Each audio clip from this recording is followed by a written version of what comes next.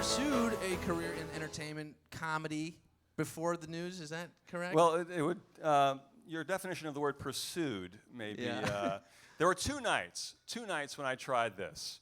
There was a night, I think in 1984, I was working at a radio station down the Jersey Shore, and I decide I'm driving up to Rascals in West Orange, New Jersey, comedy club. Yeah. I'm doing open mic. I'm doing 10 minutes, and this is going to be the start of really nothing, zero.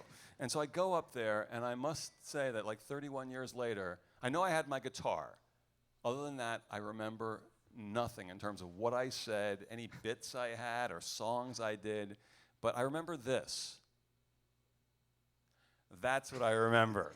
For about 10 minutes, it's just... The sound of silence. Oh, my Yeah, God. No, silence would have been an improvement. Yeah. It's just like kind of a consternation amongst the people there. Like, are we in the right place? Room tone. Yeah, it was kind of like, Albert Brooks in broadcast news, the flop sweat had nothing. That was nothing. Yeah. Yeah. No, Oh, it was... It's horrifying. It was horrifying. But Rascals, I mean, the name alone is funny. You could have at least said that a few times on stage. Rascals. Yeah, tried it. We're at Rascals. No, tried it. Didn't work. But the previous time was in college, and it was 1979, and Steve Martin was huge. He was as big as it got in stand-up comedy. And I just thought this was the greatest thing ever. So I walked around doing Steve Martin bits all the time, which the girl I was dating at the time obviously loved this tremendously. So I'm just walking around doing I'm just a bad Steve Martin, too. I mean, just bad. So on the radio in Philadelphia, we hear there's a Steve Martin sound-alike contest at a club called the Main Point. It was a big folk club outside of Philadelphia.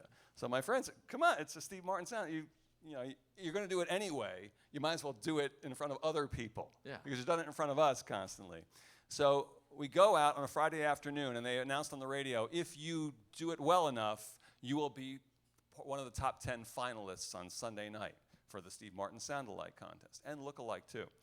So we go out, it's a club about this size, and imagine, it's like a Friday afternoon, I'm wearing a t-shirt and jeans and in college, and there's like 100 guys walking around the room with the arrow through the head, like with the white suit, all doing Steve Martin in their own little world. It was like a Twilight Zone show. It was Bellevue. Yeah, pretty close. And they're all doing their bits, and so they say, okay, go up, do 2 minutes. And you can't do your own material. You got to do Steve Martin material because it really has to be true. Sure. You can't be your own jokes. So what did you do?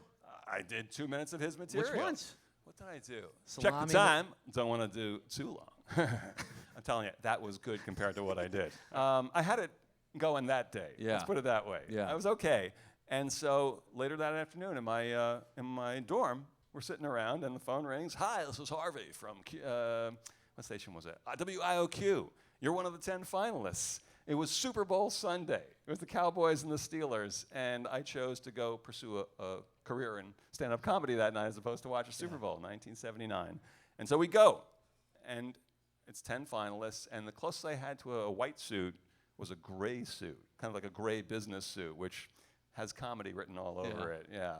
And I get up, and we choose straws for like when you're going to go, and I pick 10 guys, and I pick 10th. All right, I thought, well, maybe it'll be like lingering in the judge's eyes. They all did 10 minutes. So that's 80 minutes of Steve Martin up until me. By the time I got up there, even I hated Steve Martin. Yeah. All right, because they're doing the same bits over and over and over again. So I placed third. Wow. So I was third. Congratulations, Bud. Thank you. You should have stuck with it. I think. Yeah, it's been all downhill ever since.